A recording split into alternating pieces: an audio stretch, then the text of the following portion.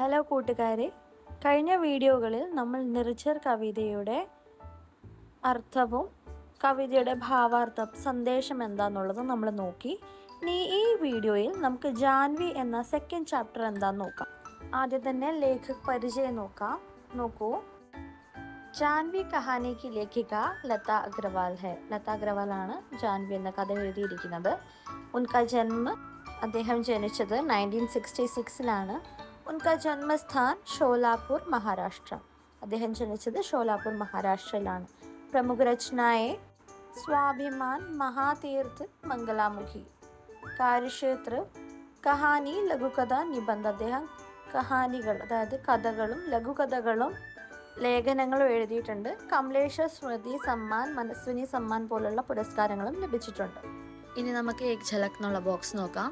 കഥയെ ഒറ്റ നോട്ടത്തിൽ എങ്ങനെ നമുക്ക് മനസ്സിലാക്കണം എന്നുള്ളതാണ് അതിനകത്ത് കൊടുത്തിരിക്കുന്നത്. നോക്കൂ. समकालीन कहानी जीवन की जटिलताओं को संवेदनशील ढंग से प्रस्तुत करती है. जानवी एक ऐसी पिता के त्याग की कहानी है जो अपनी जिंदगी और कमाई अपने बच्चों के भविष्य के लिए समर्पित कर देता है. कहानी में बूढ़े पिता को अकेला और बेसहारा छोड़कर बच्चे विदेश चले जाते हैं. एक युवती उस पिता को अपने घर पनाह देती है. कहानी बताती है कि सच्चा अपनापन करुणा और संवेदना से जन्म लेता है. ഇതിൻ്റെ മലയാളം നോക്കാം. സമകാലിക കഥകൾ എന്ന് വെച്ചാൽ കറണ്ട് അഫയേഴ്സുമായിട്ട് ബന്ധപ്പെട്ട കഥകളാണ്. അപ്പോൾ സമകാലിക കഥകൾ ജീവിതത്തിലെ സങ്കീർണതകളെ അതീവ സംവേദനാത്മകമായി അവതരിപ്പിക്കുന്നു.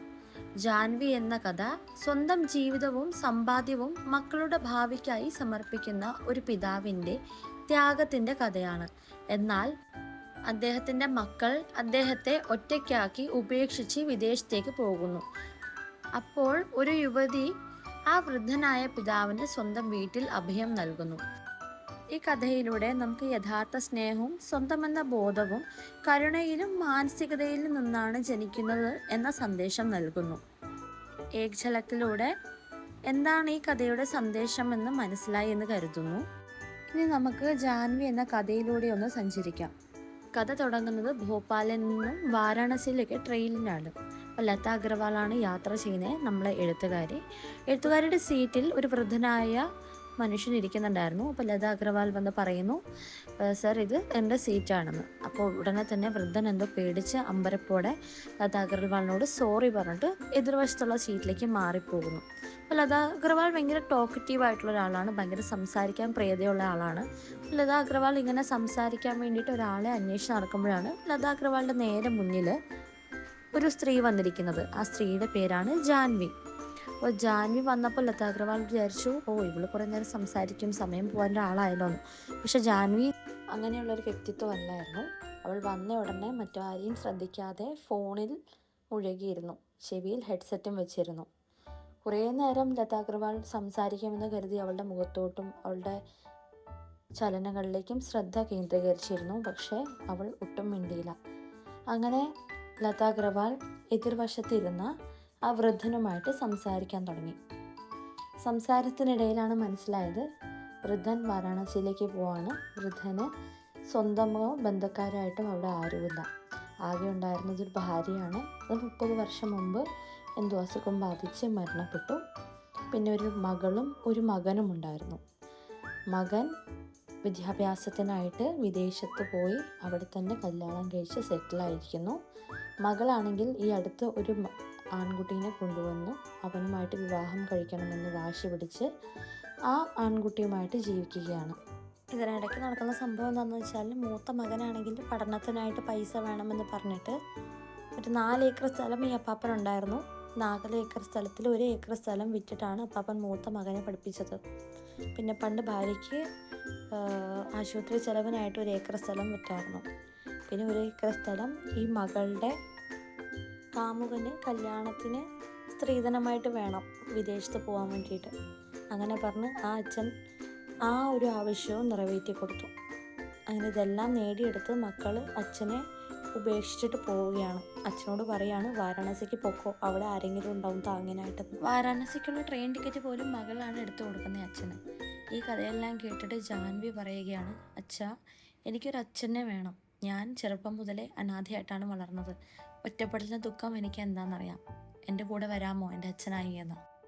ജാൻവി എന്ന കഥ ഇങ്ങനെയാണ് അവസാനിക്കുന്നത്. വാരാണസിയുടെ പ്രത്യേകത എന്താണെന്ന് നമുക്കറിയാം അല്ലേ?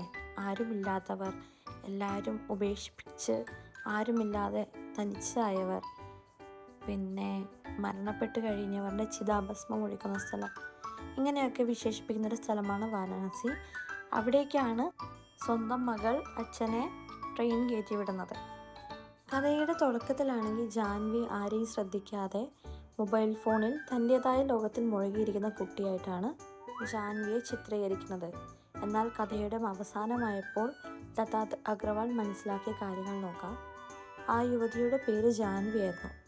ബാല്യത്തിൽ തന്നെ തൻ്റെ മാതാപിതാക്കളെ നഷ്ടപ്പെട്ട് അനാഥയായ ജാൻവിക്ക് ആ വൃദ്ധൻ്റെ വേദനകൾ മനസ്സിലാക്കാൻ സാധിച്ചു.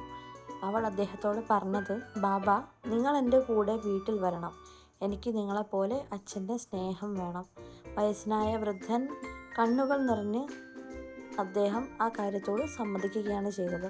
കഥയുടെ അവസാനത്തിൽ ജാൻവി വൃദ്ധനെ ജാൻവിയുടെ വീട്ടിലേക്ക് കൊണ്ടുപോകുന്നു. ആ സമയം ലതാ അഗർവാൾ ജാൻവിനെ കുറിച്ച് ധരിച്ച ചിന്താഗതികളെല്ലാം മാറ്റി എഴുതുകയാണ്. വെളിച്ചത്തിലും വസ്ത്രത്തിലും മൊബൈലിലും മാത്രമായി ഒതുങ്ങിയിരിക്കുന്ന ഒരാളായിട്ടാണ് ഞാൻ ജാൻവിയെ തെറ്റിദ്ധരിച്ചിരുന്നത്. എന്നാൽ അവളൊരു യഥാർത്ഥ മനുഷ്യ സ്നേഹമാണ് പ്രകടിപ്പിച്ചിരിക്കുന്നത്. സ്നേഹവും കരുണയും ഇന്നും ലോകത്തുണ്ടെന്ന് ഈ കഥ നമ്മെ പഠിപ്പിക്കുന്നു.